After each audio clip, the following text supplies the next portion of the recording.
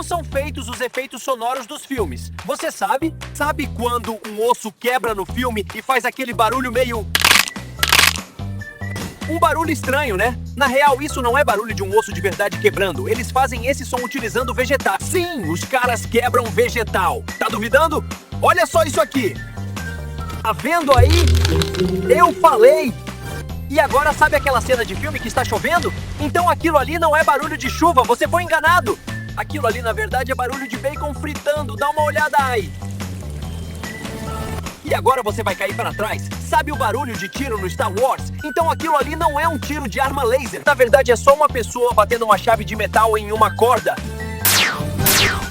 Eu não acredito que fui enganado a minha vida toda! Por essa você não esperava, né?